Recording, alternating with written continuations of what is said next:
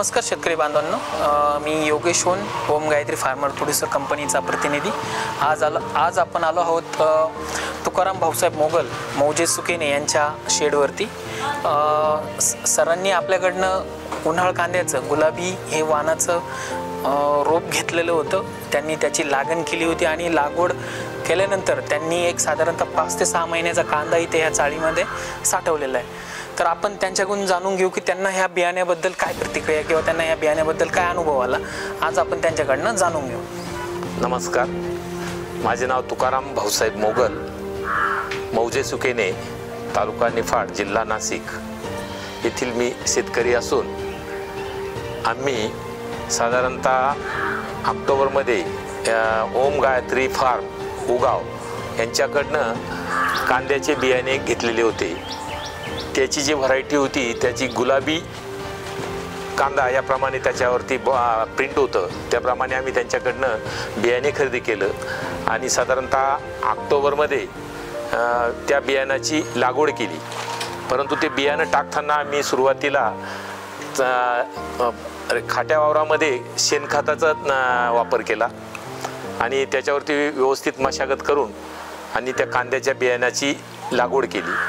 साधारणतः एक 1.5 ते 2 महिन्यामध्ये त्या बियाण्याचं चांगला उत्कृष्ट प्रकारे रोपाची उगवण झाली आणि 2-2.5 महिन्यामध्ये रोप तयार झालं।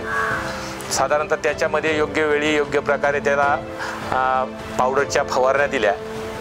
नंतर मध्यंतरी एक थोड्या प्रमाणामध्ये 10-26-26 असे त्या खताचे वगैरे थोडेसे डोस देऊन रोप साधारणतः तयार केलं आणि डिसेंबर साधारणतः शेवट ते 1 जानेवारी या दरम्यान त्या कांद्याची लागण केली।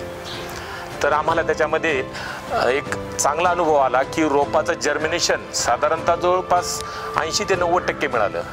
एकदम उत्कृष्ट प्रकारे रोपाची उगवण झाली आणि रोप एकसारखं मिळालं। सर्व रोपांची कांडी जोमदार आणि रोपाची साईज पण एकदम चांगली मिळाली आणि त्याची लागण केल्यानंतर पुढील ट्रीटमेंट मग आम्ही वेळोवेळी त्याला दिलेल्या योग्य प्रकारच्या फवारण्या, दिलेल्या खाण्याच्या त्याच्या खतांच्या मात्रा देऊन आणि साधारणतः मार्चमध्ये पूर्ण कांदे तयार झाल्यानंतर त्याची आम्ही काढणी केली। तर आम्हाला असं आढळून आलं की त्या कांद्यामध्ये एकदम चांगल्या प्रकारची साईज मिळाली, एक सारखी साईज मिळाली आणि कलर पण एक सारखा उत्कृष्ट प्रतीचा कलर मिळाला। आणि महत्त्वाची गोष्ट म्हणजे की त्या कांद्यामध्ये आम्हाला डोंगळे वगैरे किंवा असं कुठलंही प्रमाण जाणवलं नाही आणि त्या कांद्याची मग आम्ही व्यवस्थित काढणी वगैरे करून ते कांदे आम्ही आमच्या घरगुती आमच्या शेडमध्ये चाळ बनवली आणि त्या चाळीमध्ये साठवण केली साधारणतः मार्चमध्ये। आणि मार्चपासून तर साधारणतः आता जुलै एंडपर्यंत आमचं विक्री आता आम्ही सुरू केलेली आहे। तरी पण कांद्यामध्ये कुठल्याही प्रकारचा प्रॉब्लेम, काजळीसारखा म्हणा किंवा जास्त सडण्याचं प्रमाण असं काही कुठलंही आलेलं नाही। तर आमच्या माहितीप्रमाणे तरी त्याला वजन चांगलं मिळालं, साईज चांगली मिळाली आणि आज मार्केटमध्ये आम्ही जवळपास आठवड्याला 1 ट्रॅक्टर याप्रमाणे आमची मार्केटिंग चालू आहे। तर त्याच्यामध्ये आज चांगल्या प्रकारे टॉपचा रेट आत्तापर्यंत आम्हाला कांद्याला मिळत गेलेला आहे। त्यामुळे कुठल्याही प्रकारचे आम्हाला हे जाणवली नाही। ओम गायत्रीच्या रोपामध्ये आम्ही प्रथमतः वापरलं। याच्या अगोदर आम्ही वेगळ्या कंपन्यांचे रोपं वापरत होतो, परंतु ह्यावेळेस आम्ही आमच्या जवळचं आमचं फार्म असल्यामुळे इथे आम्ही त्यांच्याकडे त्यांना पसंती देऊन आणि त्यांचं बियाणं वापरलं तर एकदम चांगल्या प्रकारे उत्कृष्ट प्रकारे त्याचा रिझल्ट मिळाला। तर या प्रकारे साधारणतः आम्हाला अनुभव ओम गायत्री या आपल्या कांद्याच्या बियाण्याच्या बाबतीत आलेला आहे।